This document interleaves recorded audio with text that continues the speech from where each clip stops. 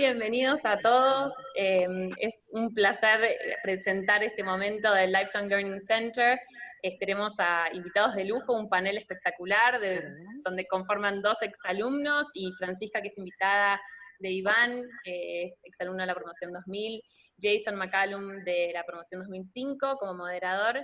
Así que, bueno, queríamos iniciar esta charla puntual, dimos un ratito de tiempo para que se vayan ingresando y empecemos más o menos a tiempo. Y está Sebastián Rubens y Rojo, que es nuestro headmaster, también exalumno de la promoción 86. Seba, si andás por ahí, queremos darte un momento para que nos dirijas unas palabras. Gracias, Ceci. Tu pantalla dice lila. Sé que estaban trabajando mucho en equipo ambas. Ahí Lila está en la pantalla que dice Fero Campo, que también está apuntalando a full lo que están pudiendo hacer en Alumni. Así que, nada, los tomo de punta a ustedes 3 para agradecer todo el trabajo que está haciendo el equipo en tiempos de pandemia y logrando transformar el polvo en oro, básicamente. Así que muchas gracias por esta iniciativa. 2 palabritas sobre el Lifelong Learning Center, como decía Cecilia. Esta es una iniciativa que comenzamos el año pasado en la presencialidad y que ahora estamos siguiendo desde la virtualidad, que básicamente es la idea de que la educación es un camino sin final y que tenemos la posibilidad como seres humanos y como miembros de la comunidad Ampliada San Andrés. Creemos que es bueno promover y alentar a que sigamos creciendo y desarrollándonos y aprendiendo para el resto de nuestras vidas. Y bueno, vamos a seguir pensando de qué manera podemos ir ofreciendo instancias de aprendizaje para nuestros alumnos, para los exalumnos, los padres actuales y padres de exalumnos también, todos los miembros del staff.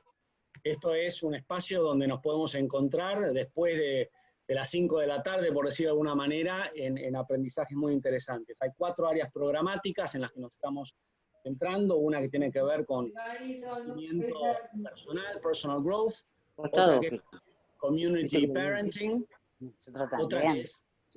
otra que es, si pueden por favor mutense los micrófonos, así nos podemos escuchar bien, otra que es workplace y entrepreneurship,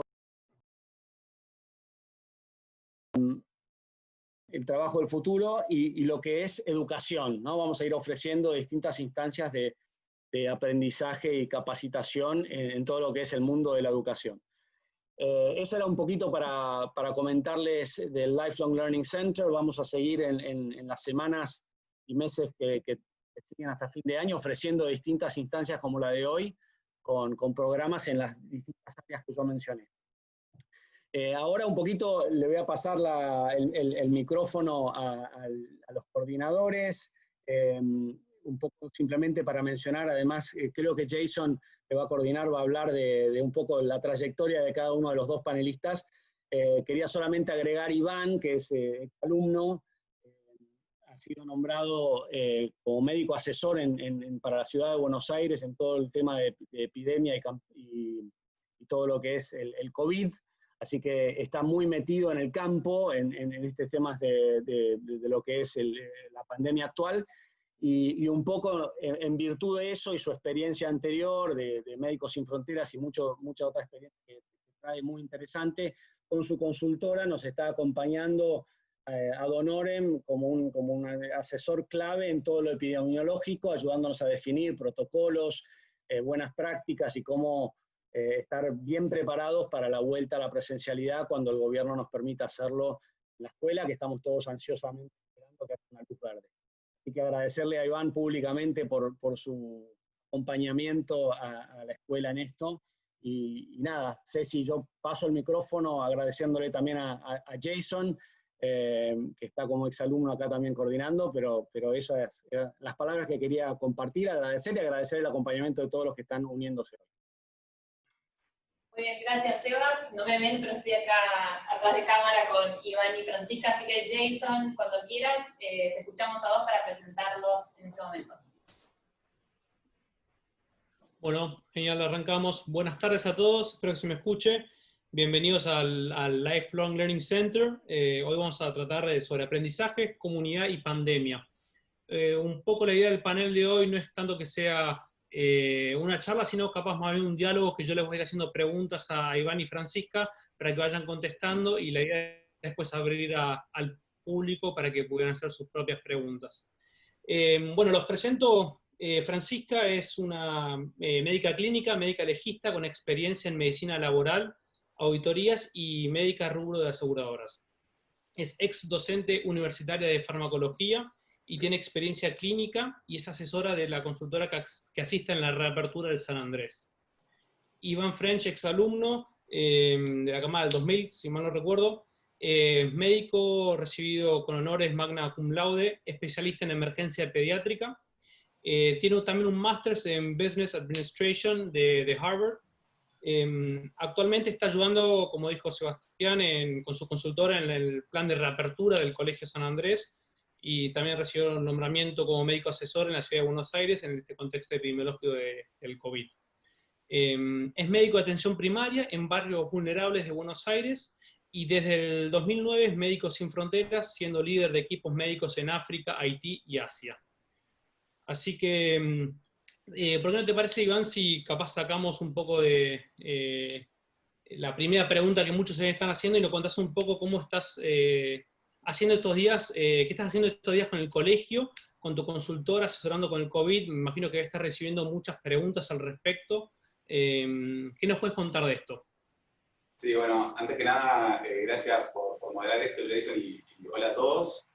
Sí, efectivamente, hace ya varios meses que estamos trabajando con la consultora que lidero en lo que es el plan de reapertura de San Andrés. No es una ayuda que pedimos a San Andrés, obviamente se puede extender a todo lo que es la comunidad amplia de San Andrés, no es su comunidad escasa, en caso que sea necesario. Hablo en plural porque, digamos, la consultora cual lidero participan 5 miembros médicos sanitarios, tenemos en el equipo epidemiólogos, infectólogos, especialistas en medicina tropical, pediatras, clínicos, y la idea es desarrollar procesos operativos, digamos, las reglas, todos lo que son los protocolos sanitarios, protocolos médicos, protocolos de limpieza y desinfección que permitan la reapertura de San Andrés. En este proceso interviene también un equipo interdisciplinario del Colegio San Andrés, donde también recibimos asesoría legal, asesoría operativa, asesoría de recursos humanos, financiera. Y el plan es justamente proponer una buena práctica, digamos, las mejores prácticas para abrir el colegio, ¿no? Tomando como parámetro las mejores prácticas que sean a nivel del país, a nivel regional, en Estados Unidos, siempre en consonancia de lo que son la normativa regular vigente a nivel municipal, provincial, nacional, y tomando, digamos, en consideración las que son las nuevas actualizaciones que se van dando semana a semana con los organismos supranacionales tipo WHO, Organización Mundial de Salud, las Naciones Unidas.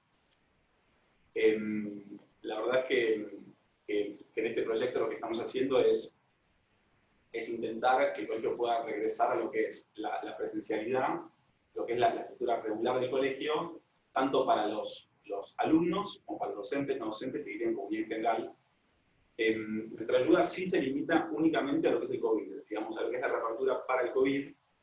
El COVID, bueno, como seguramente ya todos saben, se refiere al coronavirus, ¿no? Es un conjunto de patologías, muchas de las cuales conocemos, hemos estado expuestos en el pasado, patología tipo la gripe común, patologías como el SARS del 2006, el síndrome respiratorio agudo severo, o en 2008 el síndrome respiratorio del Medio Oriente, y este último, que es el síndrome respiratorio agudo severo COV-2, que es el COVID, que justamente se desarrolló no hay un tiempo, una ubicación exacta en donde se cree que se detectó la enfermedad. Por consenso se dice que son las primeras 2 semanas de diciembre de 2019 en Wuhan, en China, en un mercado abierto de animales salvajes. Se vio que los primeros pacientes diagnosticados tenían el vínculo, que eran justamente pacientes que eran o asiduos visitantes a este mercado abierto o empleados, en parte por esta, digamos, por esta razón, y en parte porque se hizo un estudio de la secuencia genómica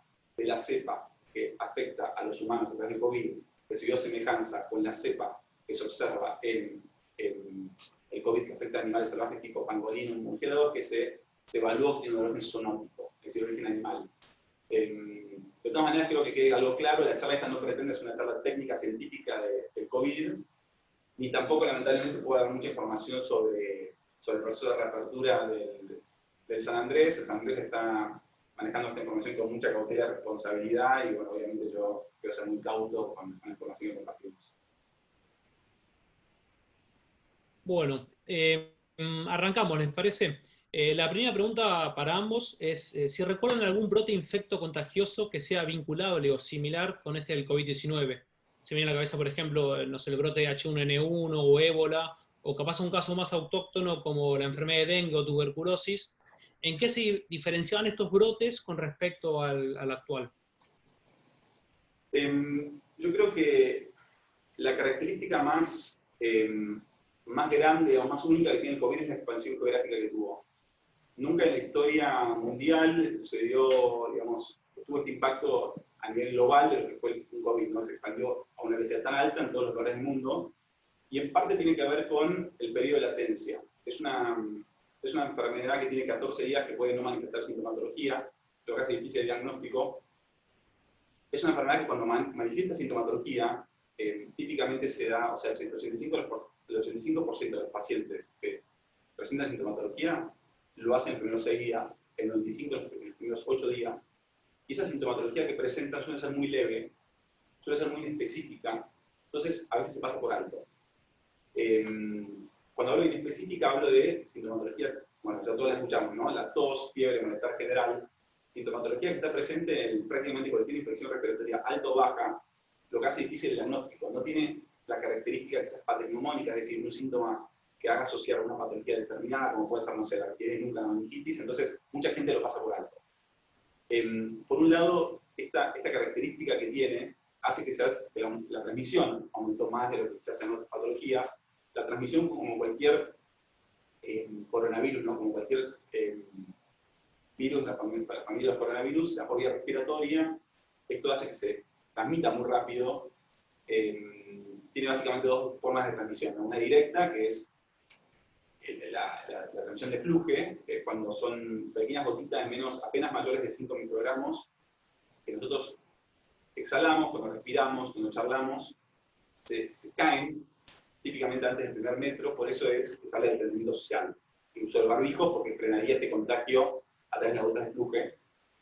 Hay otra forma de contagio que es bastante más complicada, que se da por lo que se llama aerosol, o el aire, que son gotitas más chicas de 5 microgramos, que se pueden desplazar 10-15 metros, pueden permanecer en el aire durante muchas horas. Entonces ahí la pregunta está, ¿por qué hablamos de distanciamiento social si pueden recorrer muchos metros y aún así ser contagiosos? Es porque este tipo de partículas se da en situaciones nosocomiales, en hospitales.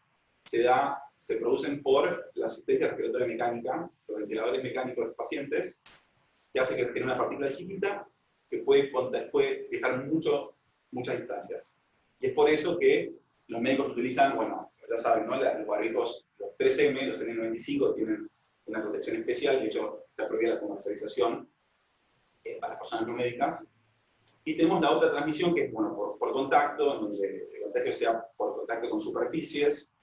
Uno, digamos, tiene la carga vírica en su mano, toca una superficie, de acuerdo a la temperatura, la humedad, el tipo de superficie, cuando otra persona tiene contacto con una superficie contaminada, puede agarrar las mucosas y contagiarla. O sea, yo diría que lo que hace característica esta patología frente a las otras que mencionaste es, por un lado, este periodo de latencia que hace que no se detecte, la alta transmisión, sin duda, digamos, la caja de resonancia que se da en cualquier patología del 2020, ¿no? Con unos medios muy activos en la propagación de la información, una comunicación geográfica muy rápida a todos los continentes, y de ella también muy importante la contaminación, digamos, a qué tipo de paciente afecta, ¿no? Que es pacientes con recursos altos.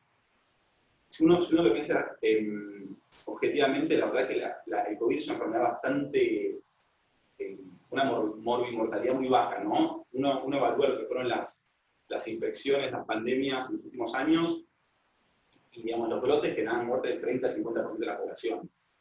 Hay un caso muy conocido que se dio en el 450 a.C. con lo que es digamos, la epidemia de Atenas, que muchos hablan de que fue ahí comenzó lo que es el declive de Atenas, ¿no? La decadencia de Atenas, justamente por esta enfermedad, esta epidemia, esta peste que mató el 45% de la población. Y como esto hay miles de ejemplos, después tenemos en el 450 después de Cristo lo que fue la peste negra, la peste bubónica en el siglo XIV, y bueno, más reciente ya el cólera en el siglo XIX-XX, y quizás como epidemia más fuerte que tuvimos hace, digamos, en la cual tuvimos expuestos hace menos tiempo fue la gripe de España, que se habló mucho en los medios últimamente, donde murieron casi 40 millones de personas en 2018. Una pandemia que fue en España, bueno, en el contexto de una guerra, ¿no? Un hacinamiento que eliminó 45 millones de personas, prácticamente el 40% de la población afectada. Y vos preguntabas, digamos, en qué se diferencian estas epidemias a las previas, ¿no? Mencionabas la H1N1. Es interesante que menciones la H1N1, que es la famosa gripe A, ¿no? O gripe porcina, o gripe mexicana, o distintos nombres, porque la gripe A es exactamente igual que lo que era la gripe española. En una murieron 42 millones de personas y en otra murieron 100.000 personas. Una se dio en 1918, otra se dio en 2009, y la pregunta es ¿por qué? ¿No? ¿Por qué si son tan idénticas, una mató tanta gente y una mucho menos? Y yo para dar una idea de lo parecido que son las dos epidemias, hay gente que vivió en el 1918, que estuvo expuesta a esta patología, a este virus, a la gripe española del 1918, y después no le pasó nada con la del 2009, la gripe A. La gripe del 1918 se extendió hasta casi 1960, mucha gente recibió protección, digamos, natural de la enfermedad y se hizo totalmente inmune. Y en parte, la razón por la cual unas mueren 100.000 personas en una cancha de fútbol y otra en la población argentina, prácticamente 45 millones de personas, tiene que ver con los antivirales. Antivirales que se desarrollaron a partir de 1960, ¿no? Y todo un proceso de contención de la patología que antes no existía. Mencionabas también el ébola. La distinción más grande que tiene con el ébola, bueno, es que el ébola es una enfermedad muchísimo más mortal. Yo experiencié situaciones de ébola en África, muchas veces se las describe como un fuego, ¿no? Como que es un fuego porque se limita a donde está, mata a mucha gente, pero quizás desde el punto de vista epidemiológico, desde el punto de vista de la propagación, tiene la ventaja de que no se puede expandir, no tiene esta latencia que tiene otras patologías como el COVID, que permite que se desparrame por todo el mundo. Justamente tal es el grado de malignidad del ébola, ¿no? Que se parecen mucho a otras fiebres, como la fiebre de Lassa, fiebre de Marburg, fiebre de dengue, que se autolimita. Y por último me interesó lo que me comentaste de tuberculosis y dengue, y acá quizás está la parte para mí más central de esta charla, que vos decías en qué se diferencia el COVID digamos, del dengue o de la tuberculosis. A ver, yo sinceramente no escucho, digamos, nunca escuché que hablemos de epidemia de tuberculosis. No lo escuchamos, y sin embargo tenemos en Argentina 10.000 personas infectadas por año, 800 muertos, y yo tengo una respuesta para eso. Y me siento bastante seguro de lo que estoy diciendo, que tiene que ver con el tipo de paciente que afecta. La tuberculosis es una bacteria, la tuberculosis tiene como agente biológico, es decir, como causante de la tuberculosis es Mycobacterium tuberculae. Es una bacteria que afecta a personas inmunodeprimidas, con inmunodeficiencias, con una mala alimentación, que vienen en situaciones de hacinamiento. Entonces son personas que afectan poblaciones desplazadas. El dengue, por ejemplo, en el 2016 tuvimos una epidemia de dengue en Argentina, hubieron menos de 20 muertos. Obviamente tremendo para personas que murieron, pero en un contexto de salud pública un número muy menor. Y fue una alarma gigante del país. ¿Por qué? Porque es cierto que hubieron 50.000 infectados, pero hubieron solamente 20 muertos. ¿Por qué? Porque había una cuestión política, se quiere con Macri también ahí, digamos, que no quieren dar cuestiones políticas, pero lo interesante es que el dengue no puede afectar a cualquiera de nosotros. El dengue se contagia por la Aedes aegypti, un mosquito, y esto yo creo que es central en esta conversación. Entonces, vos preguntás qué se diferencia. Yo creo que hay una diferencia importante de a quién afecta y por qué es importante. Y disculpame, Jason, si lo estoy extendiendo mucho, pero no, está perfecto. Quiero comentar otra cosa. Hay hay toda una conversación que está dando en ciertos espacios médicos respecto al uso de la palabra epidemia. Nosotros usamos la palabra epidemia que tiene cierta carga ideológica, y no lo ideológica política, ¿no? Sino cierta carga emocional, y yo creo que lo usamos sin darnos cuenta realmente de lo que estamos diciendo, porque yo creo que tiene cierto componente discriminador el uso de la palabra. La epidemia, bueno, la escuchamos la palabra todo el día, ¿no? La epidemia se refiere cuando la cantidad de casos, una patología es mayor a la cantidad de casos normal. Es decir, la incidencia es mayor a la prevalencia normal de la enfermedad. Para dar un ejemplo muy concreto, tenemos todos los años 800 muertos de tuberculosis o 10.000 infectados de tuberculosis. Si en Argentina el año que viene tenemos 30.000, hablaríamos de una epidemia de tuberculosis. Si tuviésemos 800, es decir, se mantiene el número, hablamos de una endemia, es decir, no una epidemia. Y si se dan en distintos lugares, si se da en África, en Europa, Estados Unidos, hablamos de una pandemia, ¿no? Estos son los términos. Pero acá lo que me parece interesante es por qué nos alarmamos con la epidemia y no hacemos nada con la endemia. O sea, nos consideramos que es alarmante si la cantidad de pacientes que tienen tuberculosis en Argentina es mayor de 800, pero si hay 20 en Uruguay, 3.000 en Brasil, 2 en Estados Unidos, es normal. Es decir, lo que voy con esto es que tomamos como parámetros normales ciertas muertes que tenemos en cada país por cada patología y nos preocupamos cuando sube o baja relativo a ese país. Esto pasó en Médicos Sin Fronteras, pasa en las Naciones Unidas, pasa con todos los organismos supranacionales de salud, que típicamente atienden patologías cuando se generan epidemias. Es decir, hay una epidemia de malaria en un país en África, hay 20.000 casos por mes en vez de 5.000 que es lo normal, se atiende la patología hasta que vuelve a 5.000. Pero cuando tienen 5.000, se van, diciendo que volvió a la normalidad. Está bien que mueran 5.000 pacientes de malaria por año. Está bien que se mueran 800 pacientes de tuberculosis en Argentina por año, y está bien que se mueran 20 en Uruguay y 1 en Estados Unidos. Ahora, si se mueren 3 en Estados Unidos, es epidemia. No quiero extender esto mucho, pero básicamente quiero hacer una observación que tiene que ver con un componente, si querés, más filosófico y moral que tiene esta palabra que llamamos epidemia y endemia, incluso bueno, el impacto económico que tienen algunas de estas políticas, ¿no? Bien, bien, bien. Francisca, no sé si querés aclarar algo también ahí o vamos a la próxima pregunta. A mí me parece que el COVID hay que también, como dice él, mirarlo en un contexto que se sumó un patógeno más al combo que ya veníamos teniendo. Y esto lo digo así porque la mayoría de la gente hasta el año pasado, como bueno, señaló él, no tiene la menor idea que por la calle transitan miles y miles de personas con una tuberculosis activa, sin barbijo, tosiendo y hablando cualquier persona. Y que todos compartimos los espacios públicos con esas personas. Yo estoy hablando ahora de tuberculosis porque, bueno, es algo que más o menos todos históricamente lo conocemos. Pero la realidad es que se cree que el 80% de la población de la ciudad estuvo en contacto con la enfermedad o con personas infectadas. Nunca hubo esta repercusión en los medios. De hecho, la Liga Argentina de la Lucha contra la Tuberculosis, antes de que la cierren, en su página web ya anunciaba un cartel que me quedó grabado, que decía: estamos perdiendo la lucha contra la tuberculosis. Es algo alarmante. Pero bueno, ¿qué es lo que significa el COVID para nosotros hoy en día? Para muchas personas significa perder el trabajo, significa situaciones críticas, significa más desigualdad. Nosotros, por la estructura del país que tenemos, nos metemos más en este triángulo que había descrito Winslow, de pobreza, ignorancia y enfermedad, que se va retroalimentando. Entonces, el impacto de esta enfermedad, que hoy en día está medido en los números de contagios, principalmente, que es la bomba mediática que se tira todos los días, en realidad tiene un efecto que todavía no está, digamos, considerado. Hay gente capacitada para considerar esto, pero no se está haciendo, que es algo muy preocupante. ¿Sí?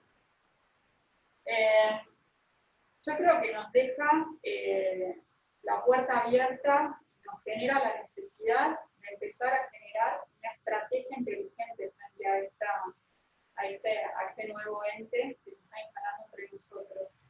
Yo también lo que veo es que mucha gente le pone el foco en la vacuna.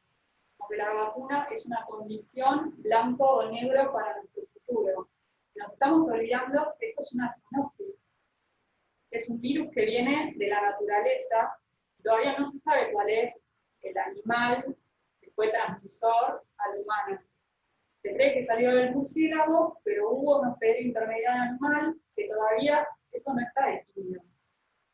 Yo no veo que eso haya mucha voluntad en el estudio de esta zoonosis, como otras zoonosis que conocimos, el ANTA, como, bueno, el dengue que mencionó él, ¿sí? El virus de la rabia. Entonces estamos metidos en un país donde tenemos chagas, tenemos que enfrentar un montón de patógenos y la desigualdad de la estructura social hace que algunas patologías, enfermedades sean más vistas que otras.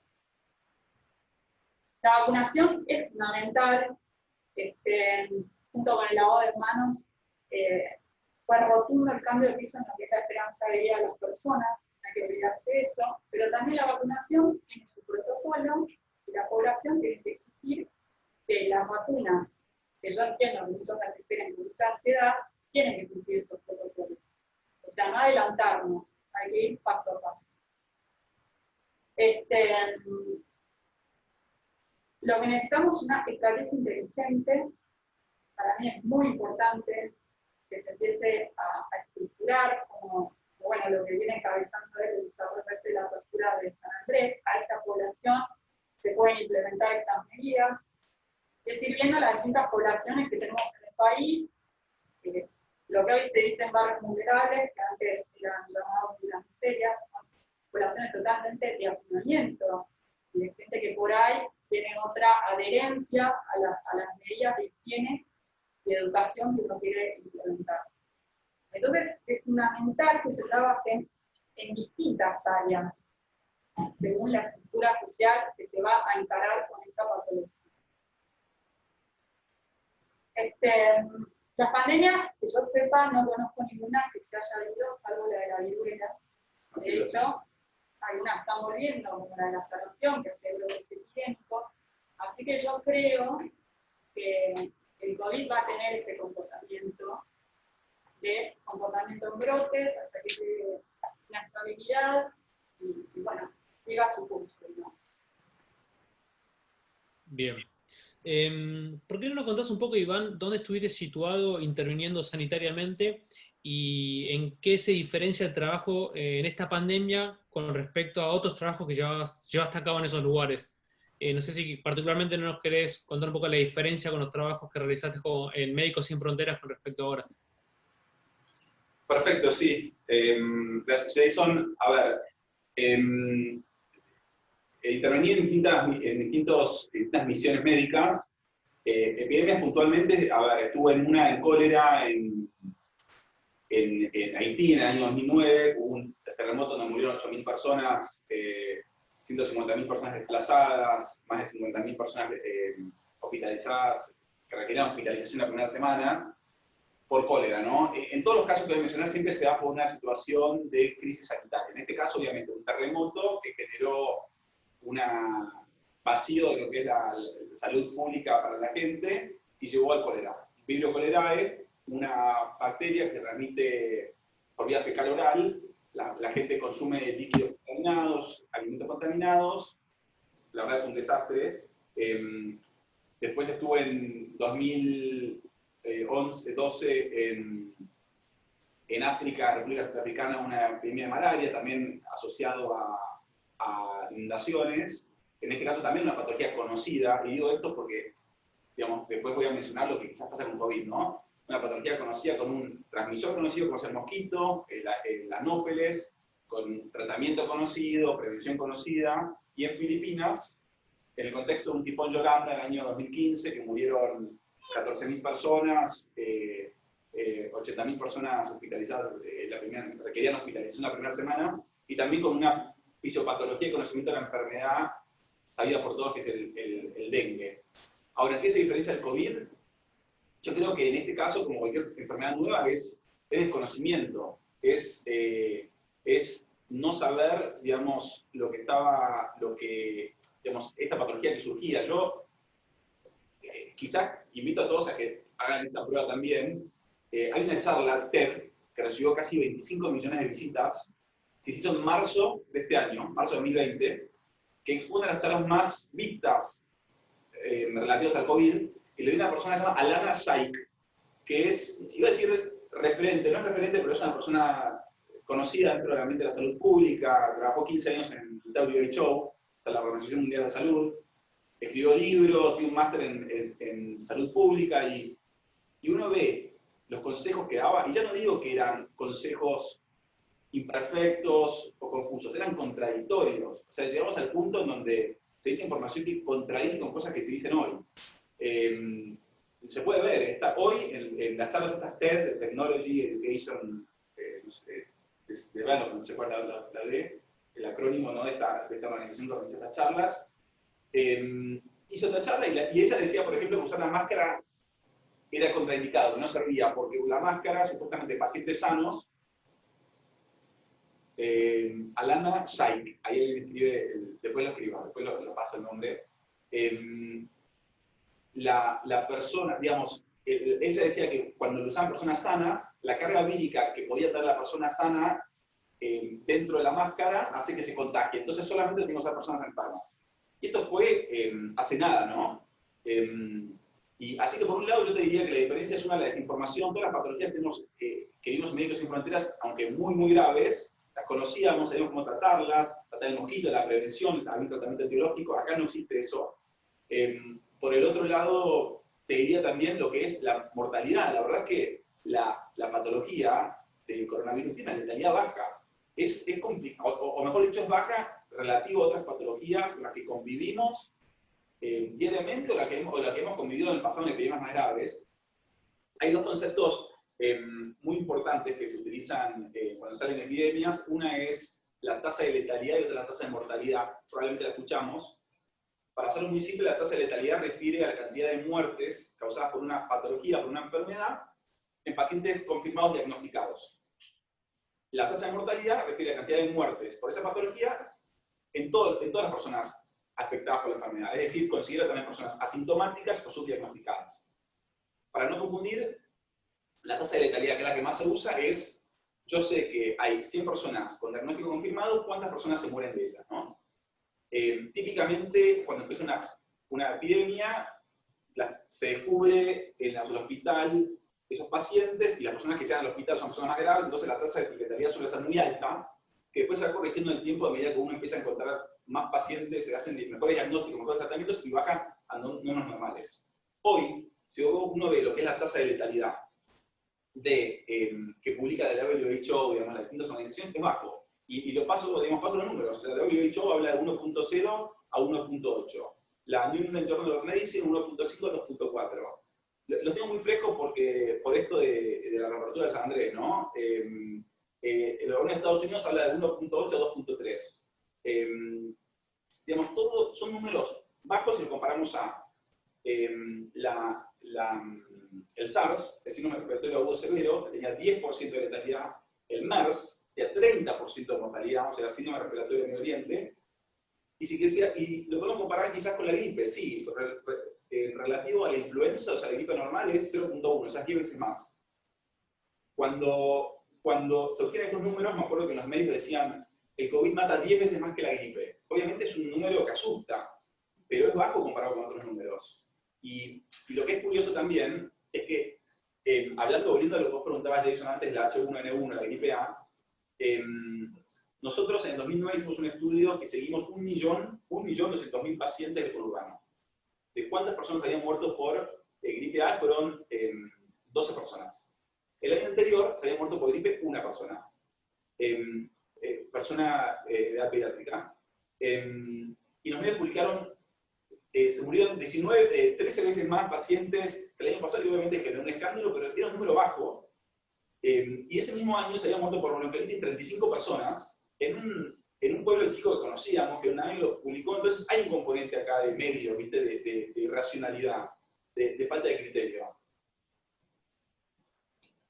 Bueno, y si querés, por último te diría que otra diferencia que veo, no me quiero extender mucho, Jason, pero es cómo se da el manejo en la comunidad, ¿no? La verdad que las pandemias cuando se desarrollan en África, cuando estaban en Médicos Sin Fronteras, se veía cómo reaccionaba la comunidad, es muy distinto a cómo lo desarrollaban acá. La verdad es que está mucho más presente la idea de que el vecino, digamos, la localidad, protegiendo la localidad se protege uno. La idea que tenemos nosotros de que nos protegemos solos, acá está más fuerte, ¿no? O sea, y se vio con el COVID. El COVID, si te ha infectado tu vecino, si te ha infectado la persona a quien vos le comprás las verduras, la probabilidad de contagio aumenta. Eso está muy presente en estos países que sufrieron ya pandemias y epidemias y brotes, pero siento que no está tan presente en nuestra comunidad.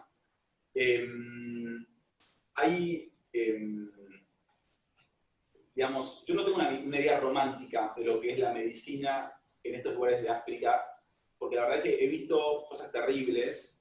El vacío digamos, la falta de medicina pública lleva a que muchas veces ese vacío sea ocupado por lo que llaman los brujos, que son una especie de curanderos, que hay cierto romanticismo cuando la gente lo escucha de afuera, pero uno cuando lo ve se da cuenta que las terapéuticas a veces matan gente en esos niveles, ¿no? Yo he visto cómo meten corteza abajo de la piel de la gente pensando que se va a curar malaria. Me cansé de ver como tratamiento de infecciones gástricas que insertan costras de árboles en el ano de pacientes pediátricos, llevándolos a veces a infecciones, sepsis y muerte. Entonces no tengo una idea romántica con lo que es la medicina de estos lugares, pero sí creo que lo que es la epidemia se maneja mejor. El ébola, por ejemplo, cuando surgió en Sierra Leona, hay 120 médicos en Sierra Leona, o sea, hay 4 médicos cada 100.000 personas. Comparémoslo con lo que son acá en Tigre, que hay casi 1.800 médicos, porque la tasa de médicos en Argentina es 4 cada 1.000. Lo detectaron a la semana, o sea, detectaron que había algo raro. En China tardaron un montón. Detectaron los médicos de Sierra Leona, que además generó un problema, pues murieron 10 médicos, que representaban casi el 10% de la población de médicos en Sierra Leona. Pero estas cosas pasan en África también, digamos, que está la importancia de la comunidad. Y por último, Jason, también tengo un caso interesante para contar de esto. Hace poco, la semana pasada, salió un estudio en La Nación donde hablaba de comportamientos, digamos, cómo se desarrollaban los embarazos en Santa Fe. Se había hecho un estudio y se vio que el 50% de los padres no los permitían entrar a los partos de sus mujeres, el 40% le rompía la bolsa, el 30% tenían episiotomías, es decir, cortes a nivel vaginal durante el parto natural. Yo cuando estuve en Filipinas, que hacíamos más o menos 4 o 5 partos por día, estuvimos, no recuerdo, quizás 3 meses, nunca hicimos una episiotomía. En África nunca una episiotomía. Vos vas a los mejores hospitales de Argentina, donde atienden la gente con mayores recursos, todo el mundo tiene episiotomía. Es súper normal, es cuestión de ver un poco, digamos, las madres. Sí, casi que es rutinario. Sí. Y en África no pasa, porque se respetan otros tiempos, hay otro apego, si te veo la salud. La Preparación. Sí, genial. Una pregunta capaz ahora más a lo personal a ustedes. Ustedes como médicos, ¿cómo viven este tipo de pandemia? Bueno, mucha incertidumbre al principio, porque se llegó a una situación como que la prensa le ganó a la sociedad médica, se creó una especie de pánico generalizado. No sé si es la experiencia de los demás, pero muchos de nosotros todos los días estábamos bombardeados de videos, mensajes, opiniones, gente asustada preguntando qué pasa, qué hago, qué veo. Hubo una adherencia muy importante a las medidas de aislamiento, hasta festejo por eso, muchas acusaciones de gente que no las cumplía, o sea, se generó como un revuelo social, digamos, una especie de desentendimiento. Respecto a lo que es a nivel médico, no hubo un buen manejo de la información científica, en lo que es la sociedad médica y auxiliares, que son, por ejemplo, biólogos moleculares, cualquier tipo de... En lo que es cualquier tipo de auxiliar investigador, hubo opiniones tan encontradas y hasta, digamos, sobrevaloradas, se crean como trincheras en lo que es la opinión de la población respecto a esto. La verdad que eso me parece un daño enorme y que no se está, digamos, manejando la sociedad en su conjunto. Se está perdiendo la unidad que hubo al principio. Yo creo que esto también, como médicos, me parece que tenemos que hacer una reflexión muy importante, porque perdimos lo que es el criterio profesional, la falta de acceso a la información científica, digamos, importante, no tenemos acceso a eso, dificulta mucho que el Ministerio de Salud mande muchos protocolos y poca evidencia de lo que es este manejo. Entonces, eso hizo que haya distintas corrientes de recomendaciones, de tratamiento, como todo el mundo preguntaba, dióxido de cloro, hidroxicloroquina, ivermectina, hay un montón de fármacos, como que se armaron distintas corrientes, choques de opiniones, desacreditación de otro profesional. Yo tengo, por ejemplo, mi madre que es bióloga, investiga, y suelo decirle, el consultorio no es un laboratorio donde viene la rata y le saco sangre, entonces una medida, le pongo una bomba con un goteo. Hay que entender que el COVID, como todos los patógenos, tienen su propio blanco, su propia población a la que dañan. Hay patógenos que dañan y que matan a cualquier persona independientemente de su condición, y hay otros que no, que afectan y matan a una población determinada, que es lo que ocurre con el COVID. ¿Sí? Estamos viendo que el COVID respeta a los niños. Hay 0 reporte de mortalidad de niños sanos, hasta donde yo tengo entendido. Entonces, yo creo que la comunicación, la parte política, hay mucha, está desproporcionada las indicaciones de cuidados respecto a los distintos tipos de población que tenemos. Y mucha gente está perdiendo, por la falta de acceso a la salud, por las razones que sean, está perdiendo chances diagnósticas de enfermedades que realmente tienen una mortalidad importante, como se les tienen de cáncer mamario, les tienen de cáncer de cuello uterino, patología cardíaca, ¿sí? Hoy básicamente uno va a una clínica y ve 2 grupos, pacientes COVID y pacientes no COVID. Entonces estamos como transformando todo lo que es la atención médica en algo que no sabemos cómo va a terminar. Y también se manejaron, me parece que con mucha dificultad, conceptos que tienen que ver con la peligrosidad, la contagiosidad, lo que es el colapso del sistema sanitario. La realidad es que no hay una definición para cada uno de estos conceptos, no hay un criterio cuantitativo, no hay un ranking de patógenos donde uno dice, este es más peligroso que este está en el puesto 2, este en el 10. Obviamente, como Iván habló de ébola, todos sabemos que es un virus altamente peligroso por la alta mortalidad que tiene. Pero cuando el ébola llegó a Estados Unidos por algún viajero, la mortalidad bajó un montón, y eso tenía que ver mucho con, tuvo que ver con la estructura del sistema de salud. Entonces, el patógeno hay que mirarlo solo al patógeno, hay que mirar la infraestructura que uno tiene y la educación que tiene la población respecto al manejo de cuestiones de seguridad. Enfermedades como por ejemplo sífilis tiene una curva ascendente de contagios, sobre todo en la población joven, y eso nadie está hablando. Yo no veo que sean campañas de sífilis. De hecho, llegó sífilis congénita al sanatorio de Carnegie. Fue algo que a mí me sorprendió mucho. Bueno, yo creo que estamos en un punto de quiebre, en todo sentido. No, a ver, yo de mi lado, sí, la pregunta era ¿cómo vivo yo como médico del COVID, ¿no? Digamos. Exacto, sí, el día a día. Sí, a ver, las preguntas, lo resumiría diciendo que siento que hay una pérdida absoluta de la responsabilidad de las personas para tomar sus propias decisiones, y hay un traslado de esa responsabilidad para que le tomen las decisiones los médicos. Sin duda que está alimentado por la incertidumbre y el miedo de la comunidad en parte de COVID, pero hay muchos agravantes con esto. Está el agravante de que yo creo que en parte hay médicos que les gusta tomar decisiones ajenas, la gente le gusta que le tomen sus propias decisiones, que la tome otra persona, y esto que aparentaría ser una buena situación para todos, una simbiosis perfecta, uno quiere que le den la opinión, el otro se la da, digamos, está todo perfecto, no, es tóxico en el punto en el que se alimenta y está construido sobre la base del miedo. Y paso al ejemplo concretos. A mí, digamos, me hacen preguntas que exceden mi capacidad, si querés, especialista de la salud. Me preguntan si tiene que hacer home office, si tiene que ir al campo, digamos, me trasladas. si tienen un hijo, me trasladan sus dudas, que en todo caso, nosotros mismos como médicos y la ciencia tiene imperfecciones y hay desconocimiento sobre este tema. Me parece mucho más sano visibilizar que hay un desconocimiento de ambos lados que ocultarlo. ¿Viste? Se parece mucho a una relación quizás que hay entre un chico y un adulto, con el agravante que acá son dos adultos.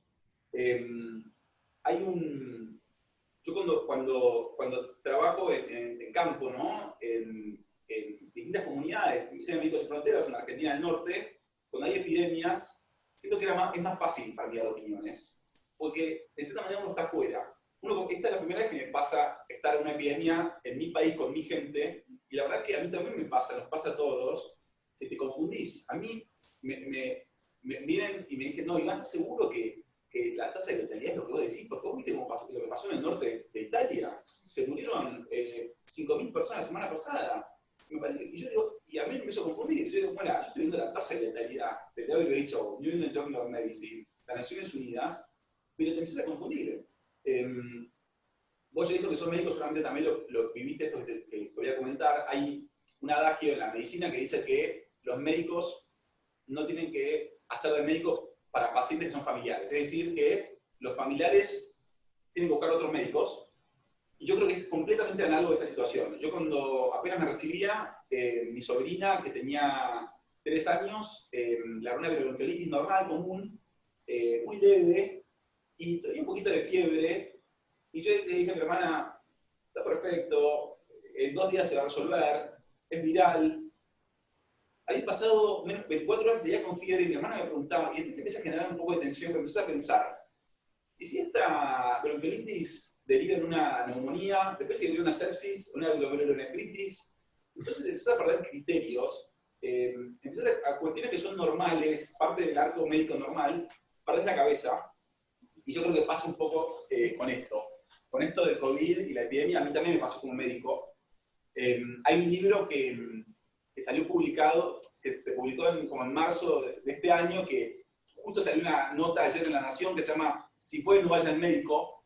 Ayer salió la nota, y habla sobre este médico que habla, digamos, sobre el otro lado de la medicina, ¿no? Dice que pasamos de un dogma religioso, donde seríamos dogmas religiosos, a un dogma científico, donde sin entender que la ciencia tiene sus imperfecciones, sus contradicciones, es un proceso de creación. Digamos, obviamente yo soy médico y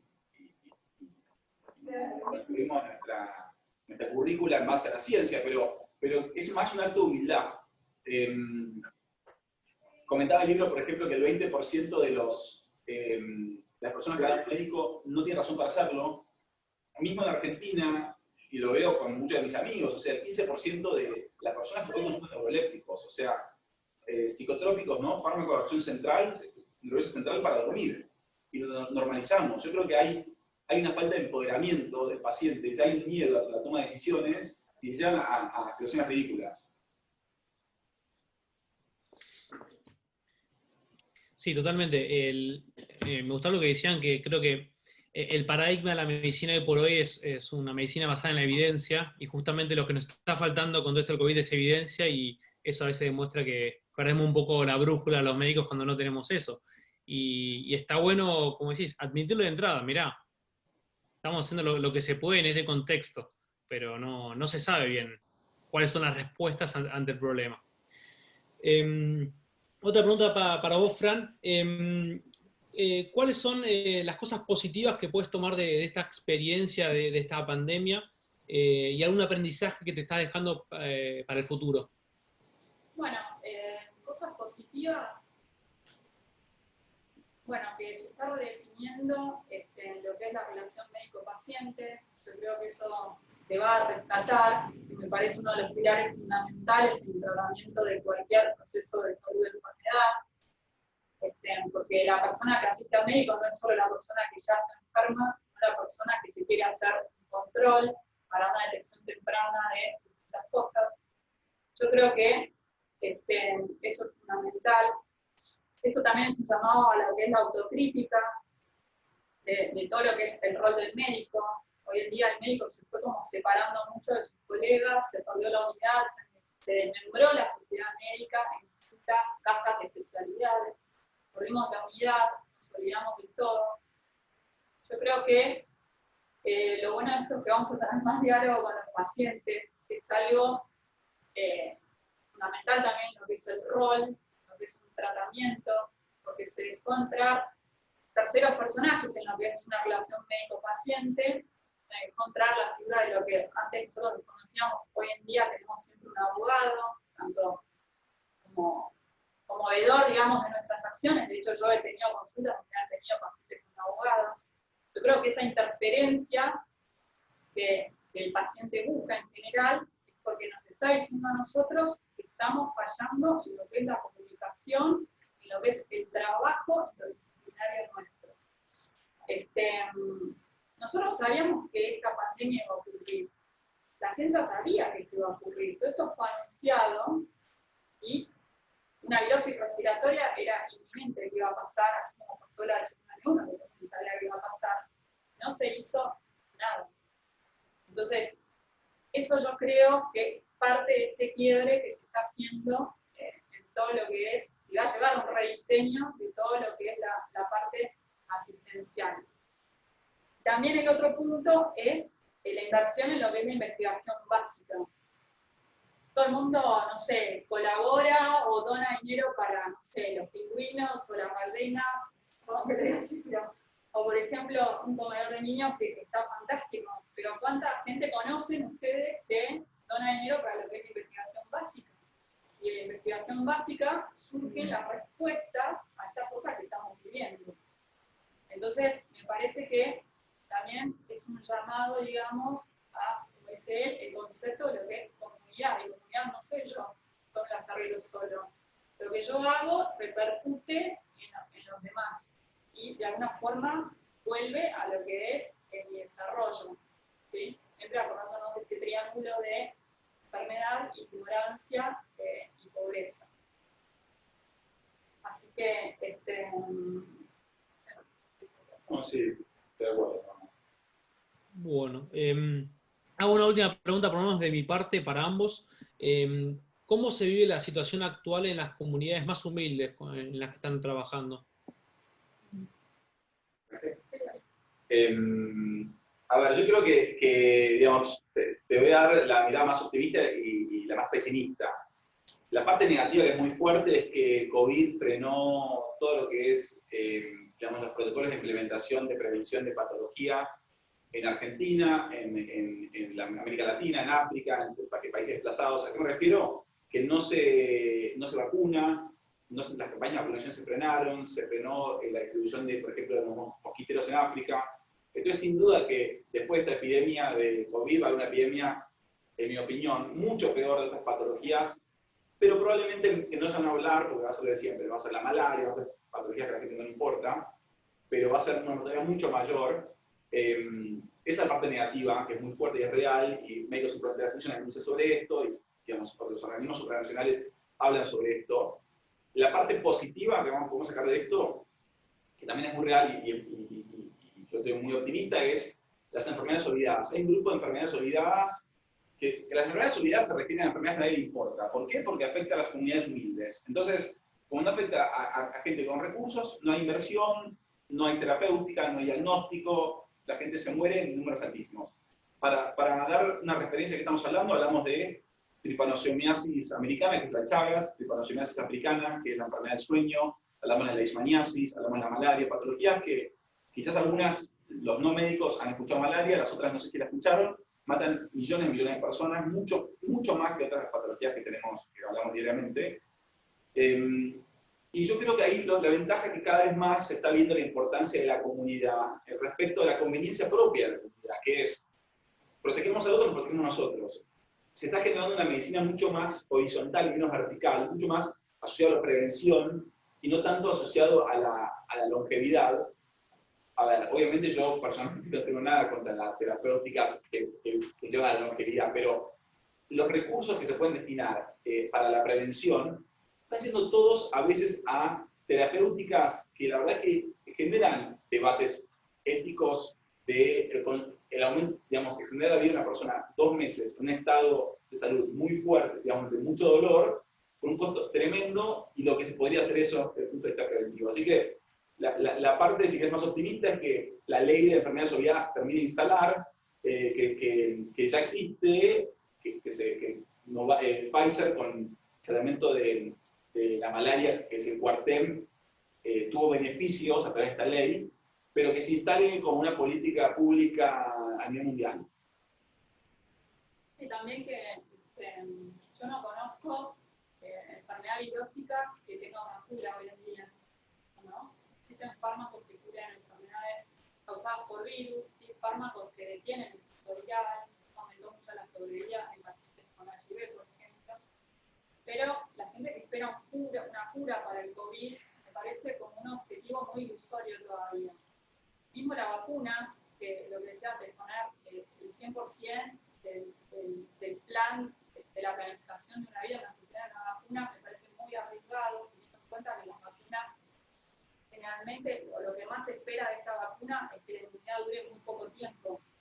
Y la inmunidad natural también va a durar muy poco tiempo. Entonces yo creo que ese comportamiento de brotes todos los años, como ocurre con el resto de las virosis respiratorias que tenemos, va a ser ilimitable. Entonces, sacar un rediseño de todo esto, me parece que se necesita mucha gente trabajando.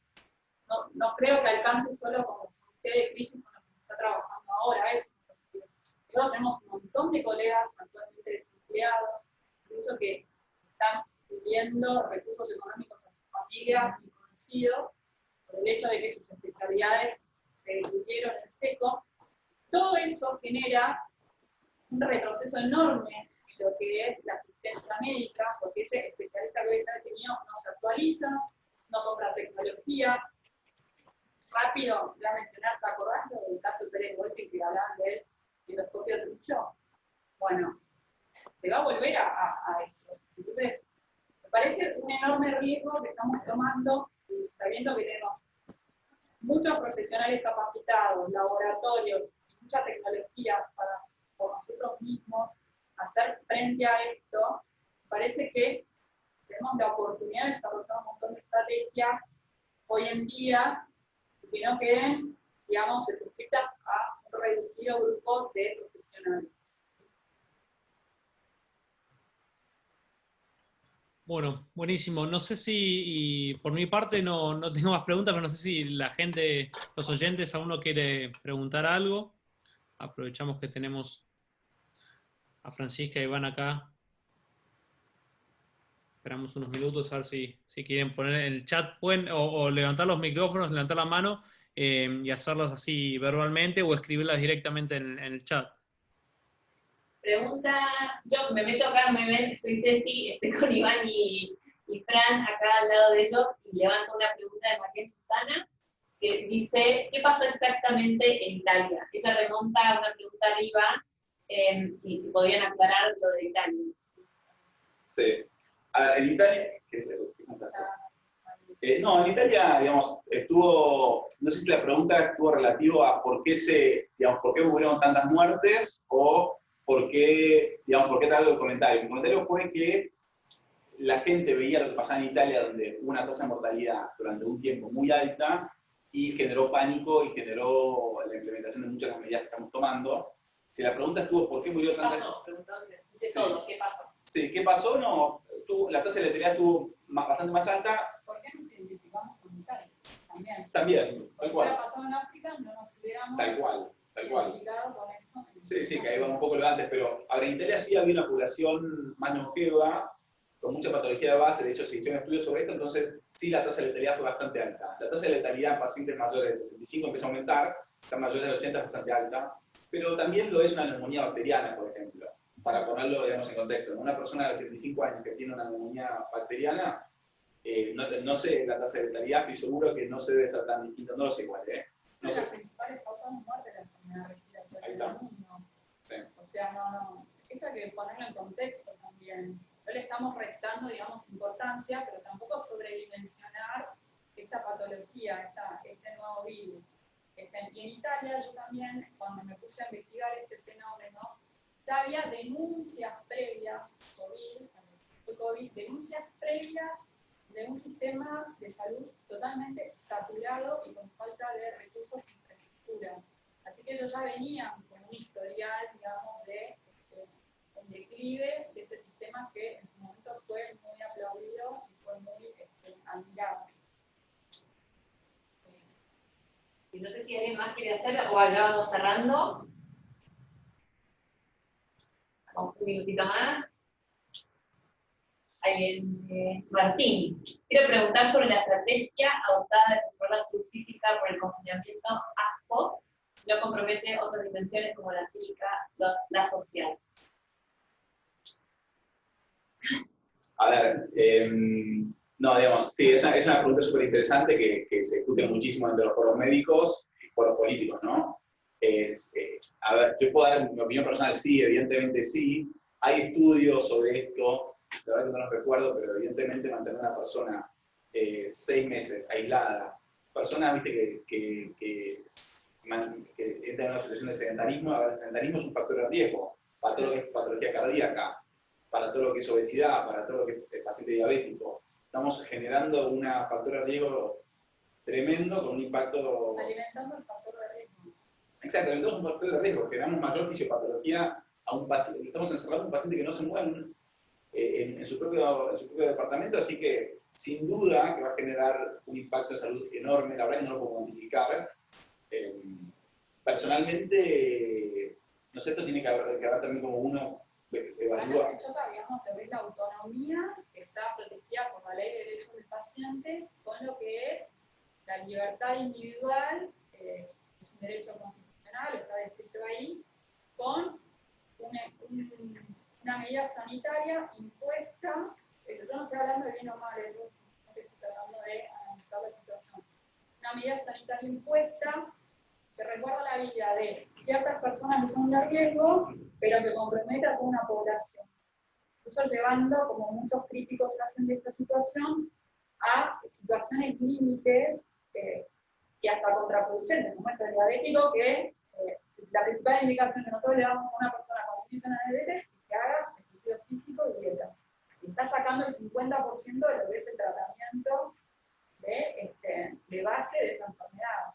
O sea, para evitar un riesgo lo estás poniendo en mayor riesgo. Entonces, no lo vamos a saber la respuesta. Ya la sabemos, la sepamos en 10, 15 o 20 años, cuando se hagan estudios de población, a ver el impacto de esto. Bueno, quería acercarme y agradecer a todos a participar de esta charla. No sé si me ven más un poquito.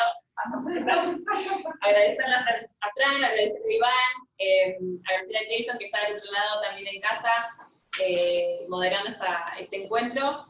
Muchas gracias a todos por sumarse.